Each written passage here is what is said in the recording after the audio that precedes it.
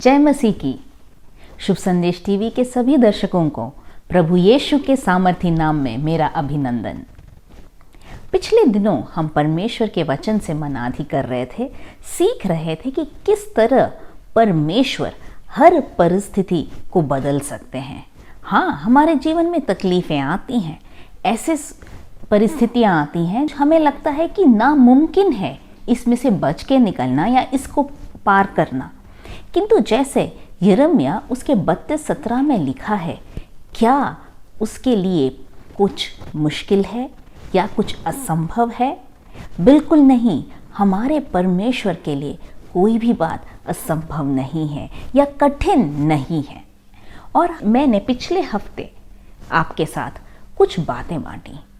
6 बात हमने सीखी कि परमेश्वर अपनी दिव्य क्षमता से क्या क्या कर सकते हैं। उनके लिए कोई भी बात कठिन नहीं।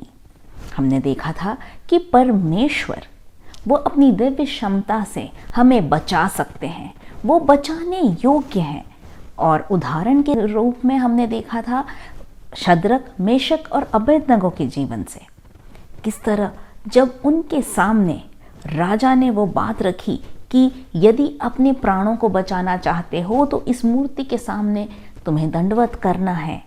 वहाँ पर वो 3 जवान खड़े रहे अपने अटल विश्वास में, और परमेश्वर ने स्वयं उनको उस जलती हुई भट्टी में से बचाया। दूसरी बात जो हमने सीखी थी वो है कि परमेश्वर पत्थरों में से संतान उत्पन्न कर सकते हैं।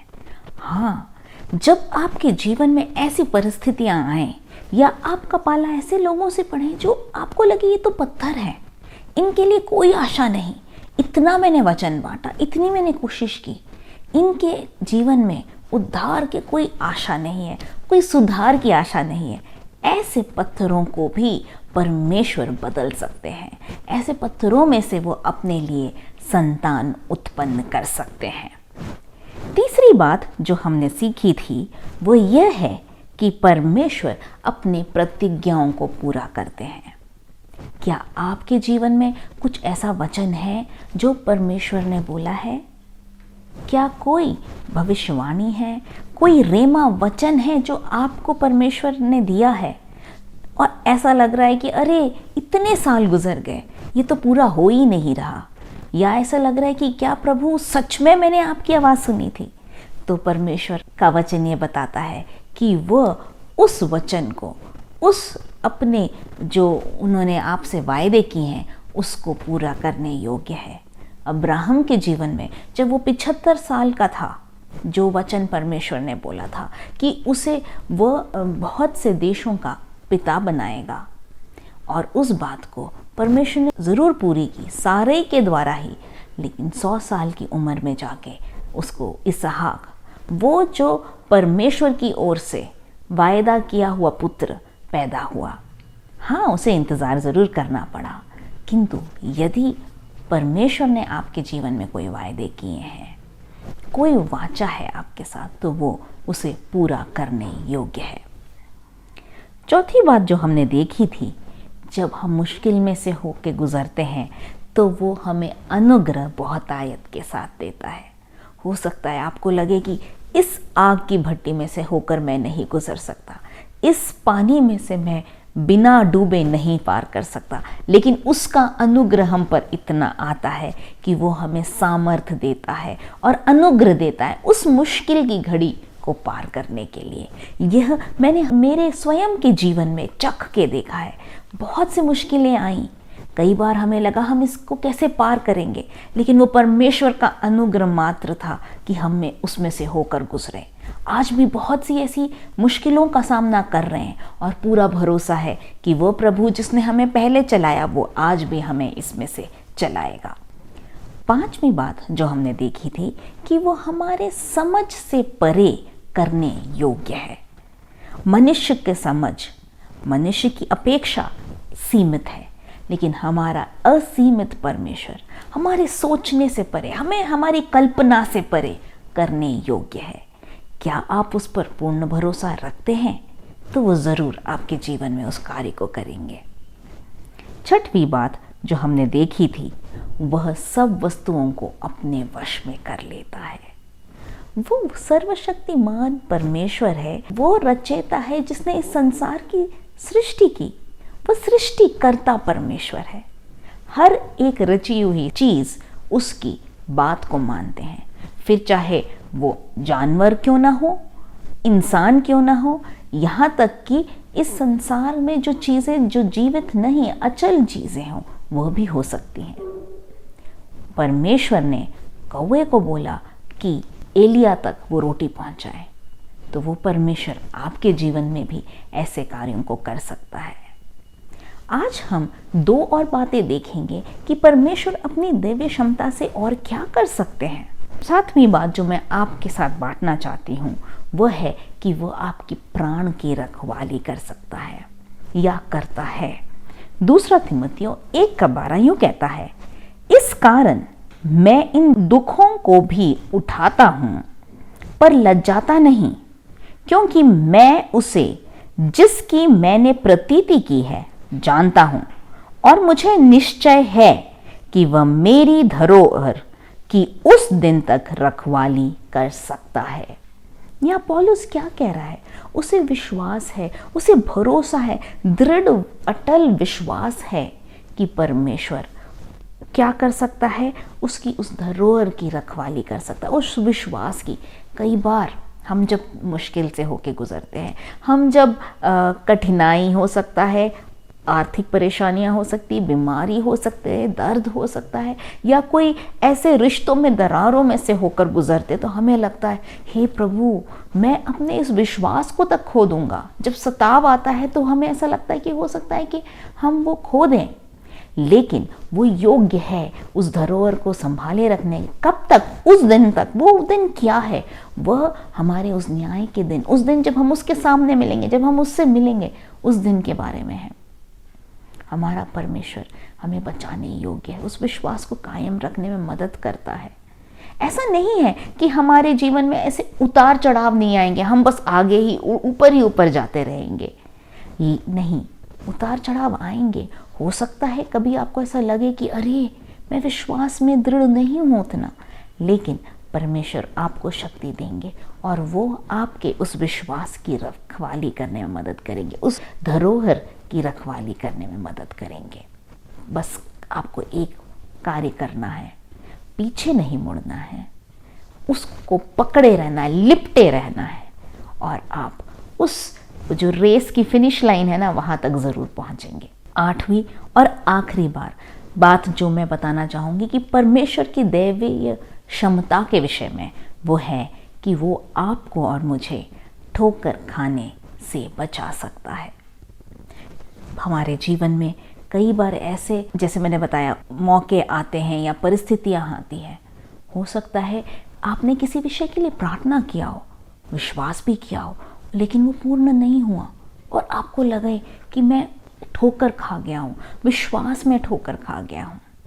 परमेश्वर का वचन कहता है, यहूदा 1 अध्याय उसके 24वें पद में, अब जो तुम्हें ठोकर खाने से बचा सकता है और अपनी महिमा की भरपूरी के सामने मगन और निर्दोष करके खड़ा कर सकता है।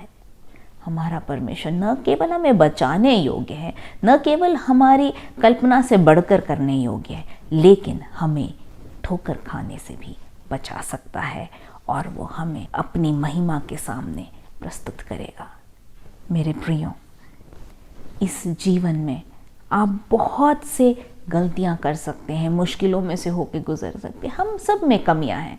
हमारा जीवन ऐसा नहीं होगा कि हम सिर्फ जिस दिन से यीशु को ग्रहण किया सत्य के ही मार्ग में चलेंगे, हम कभी भी गलती नहीं करेंगे या गिरेंगे नहीं। ऐसा नहीं है।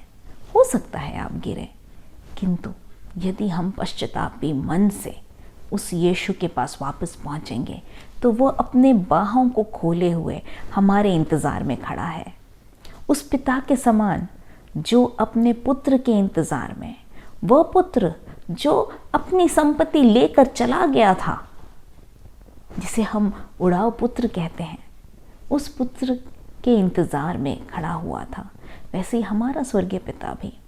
हम अपने आत्मिक जीवन में हो सकता है ठोकर खाएं, कभी गिरें, लेकिन वह हमें त्यागता नहीं है।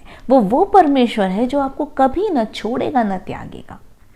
बस ज़रूरी ये है कि हम जब कोई गलती करें या हम ठोकर खाएं तो उस समय हम उसकी ओर मुड़ें, उससे और दूर न भागें, लेकिन उसके पास जाएं, अपने जो गलतियां हैं उसका हम अंगीकार करें।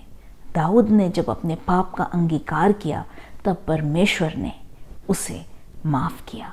हाँ, हो सकता है हम अपनी गलतियों का जो हमें बदला मिलना है वो हमें सहना पड़े, लेकिन हमारे आत्मा को वो नाश नहीं होने देता। जैसे हमने सुना था कि वो हमें संभाले रहता है, उसी तरह वो हमें ठोकर खाने से भी बचाता है। यूँ तो हमने 8 बातें देखी, एक बार और जल्दी से बताना चाहूँगी। 8 बातें जो परमेश्वर अपने दैवीय क्षमता के द्वारा कर सकते हैं। पहला, हमें बचाने योग्य है। दूसरा, वो पत्थरों में से भी संतान उत्पन्न कर सकता है।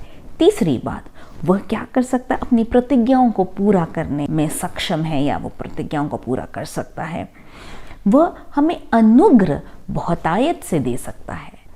5वीं बात, वो हमारी सोच से बढ़कर, हमारी समझ से बढ़कर कार्य कर सकता है। 6वीं बात, वो सब वस्तुओं को अपने वश में कर लेता है। 7वीं बात, वो हमारी प्राण की रखवाली करता है। और 8वीं बात, वो हमें ठोकर खाने से बचाता है। हमारा परमेश्वर बहुत ही सामर्थी और उतना ही प्रेमी है। लेकिन आप शायद सोचेंगे, मैं विश्वास करता हूँ कि परमेश्वर इसकी क्षमता रखता है, मुझे बचाने की क्षमता रखता है, मेरे जीवन में आश्चर्य कार्य करने की क्षमता रखता है, लेकिन किस तरह वो मेरे जीवन में अमल हो सकता है? मुझे वचन में से सब मालूम है, मैं इस पर पूरा विश्वास भी करता हूँ, लेकिन मेरे जीवन में मैं चख के देखना चाहता हूँ। तो ऐसा मैं क्या कर सकता हूँ? मैं कुछ बातें आपके जीवन से जो जुड़ी हुई हैं, या हम कह सकते हैं प्रैक्टिकल, प्रायोगिक जीवन से जुड़ी हुई बातें बांटना चाहूँगी जो इस वचन में से हैं। वचन के कुछ सिद्धांत भी बोल सकते हैं। जब हम इन बातों का ध्यान रखते हैं तो हम अपने आत्मिक जीवन में विजयी होते हैं।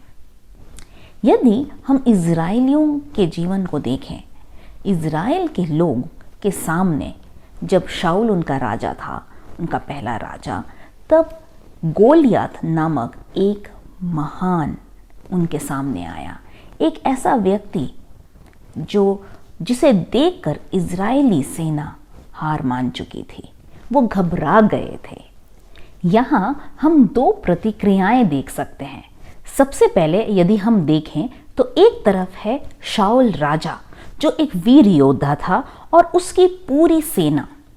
जब वे इस विशाल गोलियात को देखते हैं, जिसके विषय में वचन बताता है कि वो 9 फुट का आदमी था, भारी भरकम था, उसको देखते ही साथ उनकी प्रतिक्रिया क्या थी? वे घबरा जाते हैं। यदि हम पढ़ें 1 शमूएल 17 अध्याय उसके 11वें पद में से लिखा है, उस पलिश्ती की इन बातों को सुनकर न केवल गोलियत को देखा, लेकिन वो आकर ललकारता है इज़राइलियों को, और जिस तरह वो उनकी निंदा करता है, वचन बताता है कि उस पलिश्ती की इन बातों को सुनकर शाऊल और समस्त इज़राइलियों का मन कच्चा हो गया और वे अत्यंत डर गए। यहाँ क्या हुआ? जब उन्होंने इस बड़े विशाल व्यक्ति को, हम कह सकते हैं बिल्कुल दानव की तरह के खड़ा हो गया उनके सामने, उसे देखा तो उनका मन कच्चा हो गया। वे घबरा गए और डर से भर गए, भय से भर गए। वहीं हम 24वें पद में भी पढ़ते हैं, उस पुरुष को देखकर सब इज़राइली अत्यंत भय खाकर उसके सामने से भागे। 24वें पद में तो ये लिखा है कि न केवल वो डरे, लेकिन वो डर के भाग गए। एक ओर वो राजा जो खुद योद्धा है, उसकी पूरी सेना जिनके पास सारे लड़ने के हथियार हैं, वो इस गोलियत को देखकर और उसकी बातों को सुनकर क्या होता है उनके साथ? वे घबरा जाते हैं और वहां से भाग खड़े होते हैं। इसी समय हम देखते हैं कि एक नौजवान वहां आता है, वो है दाऊद। न तो वो इस समय एक योद्धा था, न वो इजरायली सेना का एक भाग था, वो तो एक चरवाहा था और वो अपने भाइयों का हालचाल पूछने वहां पहुंचा। और ऐसा हुआ, जब वो वहां पहुंचा तो उसने सुना कि किस तरह ये पलिश्ती, जो परमेश्वर को नहीं जानता, परमेश्वर के लोगों को ललकार रहा है, उन्हें नीचा दिखा रहा है। और यहाँ पर दाऊद की क्या प्रतिक्रिया थी? क्या वो भी दूसरे इजरायली सेना की तरह डर कर भाग गया? नहीं, वचन बताता है पहला शमूएल 17 अध्याय उसके 26वें पद में, तब दाऊद ने उन पुरुषों से जो उसके आसपास खड़े थे पूछा कि जो उस पलिश्ती को मार के इजराइलियों की नामधराई दूर करेगा, उसके लिए क्या किया जाएगा? वह खतना रहित पलिश्ती तो क्या है कि जीवित परमेश्वर की सेना को ललकारे। हम यहां देखते हैं कि ये दाऊद, जो एक जवान लड़का था, शायद 17-18 साल का होगा उस समय, न उसके पास कोई हथियार थे, न युद्ध की कोई ट्रेनिंग थी उसको, और वह एक पलिश्ती जो इतना लंबा चौड़ा, जो अच्छा योद्धा है, उसकी इस ललकार को सुनकर आके पूछता है कि अरे इसको मारने वाले को क्या मिलेगा? यहाँ इजरायलियों ने तो सोचा भी नहीं था कि कोई उसको मार सकता है। उनके हिसाब से तो जो लड़ेगा वो हारेगा ही, लेकिन यहाँ दाऊद उनसे पूछ रहा है इसको मारने वाले को क्या मिलेगा? और फिर वो सबसे ज़रूरी बात कहता है, वो कहता है ये खतना रहित पलिश्ती कौन है कि परमेश्वर के लोगों को ललकारे या परमेश्वर को ललकारे? क्या ये अद्भुत बात नहीं कि इतना जवान लड़का, कहाँ से आया उसको इतना भरोसा? कैसे वो बोल सका? क्योंकि वो परमेश्वर में दृढ़ था, उसका विश्वास दृढ़ था। और न केवल उसका विश्वास दृढ़ था, उसने जब अपने सामने मुश्किल को देखा तो उस परिस्थिति का डर कर सामना नहीं किया, उससे घबराया नहीं, लेकिन उसकी प्रतिक्रिया क्या थी? परमेश्वर अगर मेरे साथ है तो मैं किसी पर भी विजयी हो सकता हूं। परमेश्वर मेरे साथ है तो कोई भी परिस्थिति मेरे लिए असंभव नहीं है। वह जानता था कि परमेश्वर के नाम को कोई नीचा नहीं दिखा सकता, और वह इसलिए उस पलिश्ती से लड़ने जाता है, अपने बल में नहीं, अपनी सामर्थ में नहीं, लेकिन परमेश्वर की सामर्थ में। मेरे प्रियो, जब आपके सामने हो सकता है बहुत बड़ी समस्या हो, अभी हो सकता है कोई बड़ी बीमारी हो सकता है कोई बहुत आपके ऊपर कर्जा हो सकता है कोई एक रिश्ता, आपके पारिवारिक रिश्ते ऐसे बिखर रहे हों कि आपके लिए इससे बड़ी और कोई बात हो ही नहीं सकती। मेरे प्रियो, आपकी क्या प्रतिक्रिया है? क्या आपको भरोसा है कि वो जिंदा खुदा आपके साथ है? कहा जाता है इंग्लिश में, one man with God is a majority. क्या हम सच में उस बात पर भरोसा करते हैं? यह जो युद्ध था यहाँ पर, जहाँ दाऊद गोलियात को से लड़ता है और वो क्या कहता है, मैं तेरे विरुद्ध यहोवा के नाम से आता हूँ। और जब वो यहोवा के नाम से गोलियात के विरुद्ध जाता है तो वो एक पत्थर से गोलियात को मार गिराता है। मेरे प्रियो, हमारे जीवन में बहुत ज़रूरी है कि हम जानें हमारी प्रतिक्रिया क्या है। भय न खाएं, क्योंकि परमेश्वर का वचन कहता है कि हमें परमेश्वर ने भय की आत्मा नहीं दी है, लेकिन प्रेम संयम की आत्मा दी है। हमें भय नहीं खाना है। हमारी प्रतिक्रिया परमेश्वर के साथ, उस कॉन्फिडेंस के साथ, उस आत्मविश्वास के साथ हमें आगे बढ़ना है कि कोई भी परिस्थिति हमारे लिए असंभव नहीं है या ऐसी नहीं है जिसको हम जीत नहीं सकते। दूसरी बात है, आखिरकार ये प्रतिक्रिया कैसे दे सका? क्यों दाऊद कह सका कि इस पलिश्ती यहोवा के नाम को ललकारा है और यहोवा के बल से मैं इसे हराऊंगा या आज इसे मार डालूंगा? क्यों? क्योंकि उसने अपनी परेशानी को नहीं देखा, उस बड़े जो विशाल उस दानव को या उस योद्धा के हाइट को नहीं देखा, उसके बल को नहीं देखा, लेकिन उसने देखा अपने परमेश्वर को। उसने देखा कि मेरा परमेश्वर इस पलिश्ती से कहीं बढ़कर है। ये तो मेरे परमेश्वर की ही रचना है। मेरे प्रियो, जब आपके सामने मुश्किलें आए तो आपका फोकस या आपका केंद्र बिंदु क्या है? क्या आप उस परेशानी पर केंद्रित है या अपने परमेश्वर पर केंद्रित है? हाँ, परेशानी बहुत बड़ी हो सकती है, बहुत मुश्किल हो सकती है, हो सकता है उसमें से कोई मार्ग ना हो, यही आप सोचते हैं। किंतु यदि आप उस परेशानी पर ही केंद्रित रहेंगे तो आप कभी भी उसमें से बाहर नहीं आ पाएंगे, उसके लिए एक हल नहीं ढूंढ पाएंगे। किंतु हमें ज़रूरत है कि हम अपने उस केंद्र बिंदु को, हमारे उस फोकस को उस प्रॉब्लम के ऊपर से हटाकर अपने परमेश्वर पर लाएं, उस परेशानी के ऊपर से हटाकर उस परमेश्वर पर लाएं। हमारा परमेश्वर हर परिस्थिति से कई कई कई कई गुना बड़ा है। वो महान है, वो सर्वशक्तिमान है। एक उदाहरण देना चाहूँगी। यदि हम देखें तो प्रभु यीशु का चेला पतरस, जब यीशु उस समुंदर पर या उस पानी पर चल कर आते हैं रात में उस झील पर, तो पतरस की क्या प्रतिक्रिया थी? यहाँ पर पतरस विश्वास के साथ सीधे कहता है, प्रभु मैं भी पानी पर चलना चाहता हूँ। यीशु खुश हो जाते हैं उसकी इस जोश से, उसकी इस इच्छा से, और यीशु बोलते हैं हाँ क्यों नहीं।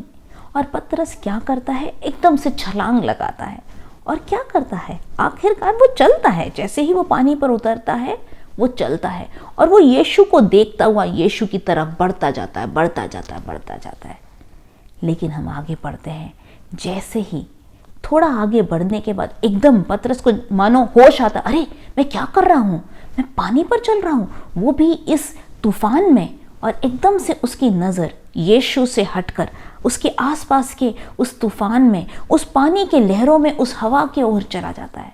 और जैसे ही उसका फोकस या उसका केंद्र, ध्यान का केंद्र प्रभु यीशु पर से हटकर उसकी परिस्थितियों पे चला जाता है, परमेश्वर पर से हटकर उस परेशानियों पर चला जाता है, तब वो डूबने लगता है। मेरे प्रियो, हमारे जीवन में भी यही होता है कई बार। क्यों हम मुश्किल में पड़ते हैं या हम ठोकर खाते हैं? क्यों? इसलिए नहीं कि परमेश्वर बचाने योग्य नहीं है, इसलिए नहीं कि परमेश्वर बचाना नहीं चाहता, लेकिन हमारा जो केंद्र बिंदु है वो परमेश्वर से हटकर उस परेशानी में चला जाता है। हमें लगता है ये बीमारी बहुत बड़ी है, हमें लगता है वो जो कर्ज है हम पर, वो बिल्स जो हमें पे करने हैं वो बहुत बड़ा है। परमेश्वर कहाँ से, मेरी तनख्वाह तो इतनी सी है, मैं इतने पैसे कहाँ से लाऊंगा? और जब हम अपने स्रोत को देखते हैं, हम अपने आप को देखते हैं, हमारी परेशानी से उसकी तुलना करते तो हमें लगता है असंभव है। लेकिन जब हम हमारी परेशानी की तुलना उस परमेश्वर से करते हैं जिस पर हमारा भरोसा है, तो हम जान सकते हैं कि परमेश्वर के लिए कुछ भी असंभव नहीं, उसके लिए कुछ भी कठिन नहीं। यीशु ने पतरस से क्या कहा? जब वो एकदम से इधर उधर देखता है, यीशु सबसे पहले क्या करते हैं? अपने हाथ को बढ़ाते हैं और उसे निकालते हैं, उसे पानी में डूबने नहीं देते, उसे बचा लेते हैं। हमने क्या कहा था? वो हमें ठोकर खाने से बचाने योग्य है, वो सक्षम है। लेकिन उसके बाद प्रभु यीशु कहते हैं, हे अल्प विश्वासियों। यीशु पतरस से पूछता है, हे अल्प विश्वासी, तूने क्यों संदेह किया? संदेह ना करें, पूर्ण भरोसा उस परमेश्वर पे रखें। मेरे प्रियो, मैं नहीं जानती कि आपकी परिस्थिति क्या है वो परेशानी, क्या है वो तकलीफ, क्या है वो कर्जा जिसमें से आप होके गुजर रहे हैं। हो सकता है आप डिप्रेशन के कगार पे, आपको लग रहा होगा कि अब मैं अपने आपे को खो दूंगा। आपको लग रहा होगा कि अब मेरे जीवन में मृत्यु के अलावा कोई और रास्ता नहीं। मेरे प्रियो, प्रभु यीशु सामर्थी है। वह वही यीशु है जो कब्र में से जी उठा।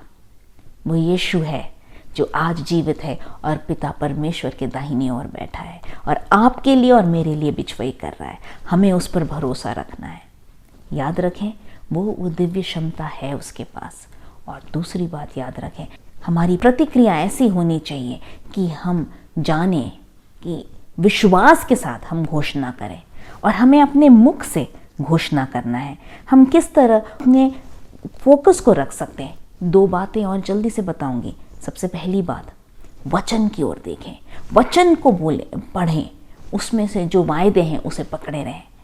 और उसके अलावा उन बातों को न केवल विश्वास करें लेकिन अपने मुंह से घोषणा करें।